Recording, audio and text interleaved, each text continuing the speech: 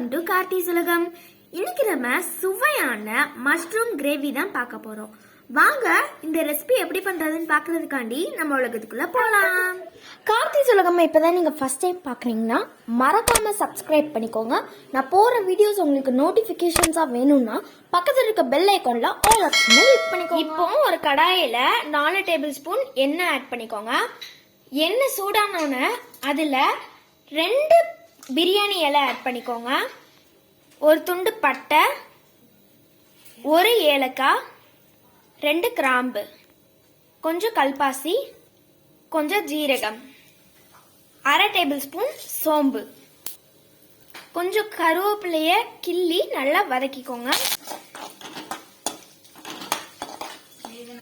இப்போ இதுல பொடி பொடியா நறுக்குன வெங்காயம் ஆட் பண்ணிக்கலாம். ஒரு பெரிய பச்சை மிளகாவை கீறி போட்டுக்கோங்க. இதை நல்லா வதக்கிக்கலாம்.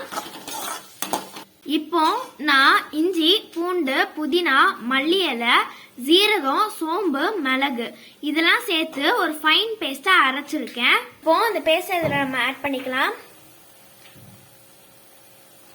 இப்போ இதை நல்லா வதக்கிக்கோங்க. இப்போ இதுல தேவையான அளவு உப்பு ஆட் பண்ணிக்கலாம். இப்போ மசாலாஸ்லாம் ஆட் பண்ணிக்கலாம். ஒரு பிஞ்ச் மஞ்சத்தூள், தேவையான அளவு காரப்பொடி, 1 டேபிள் ஸ்பூன் கரம் மசாலா. இப்போ இது எல்லாத்தையும் நல்லா மிக்ஸ் பண்ணிக்கோங்க. இப்போ நான் 2 தக்காளி, 5 முந்திரி பருப்பை சேர்த்து ஒரு பேஸ்ட் அரைச்சி வச்சிருக்கேன். அதை இதில் இப்போ ஆட் பண்ணிக்கலாம். இப்போ இது நல்லா மிக்ஸ் பண்ணிக்கோங்க. இப்போ இதில் 200 கிராம் மஷ்ரூமை நான் நறுக்கி வச்சிருக்கேன். அதை இதில் ஆட் பண்ணிடலாம். இப்போ இதை நல்லா மிக்ஸ் பண்ணிக்கலாம். மஷ்ரூமே தண்ணி விடும், அதனால நம்ம கொஞ்சமா தண்ணி ஆட் பண்ணிக்கலாம். கிரேவி கட்டியா இருந்தாதான் நல்லா இருக்கும். இப்போ மஷ்ரூம் வேகிற வரைக்கும் நம்ம மூடி போட்டு மூடிடலாம். இப்போ கிரேவி நல்லா கொதிச்சிருச்சு. இதுல கசூரி மேத்திய நல்லா நச்சு ஆட் பண்ணிக்கோங்க. இப்போ ஸ்டவ் ஆஃப் பண்ணிட்டு மல்லி இலை ஆட் பண்ணிட்டு ஒரு பவுலுக்கு சேஞ்ச் பண்ணிடலாம். நம்மளோட சுவையான மஷ்ரூம் கிரேவி ரெடி ஆயிடுச்சு.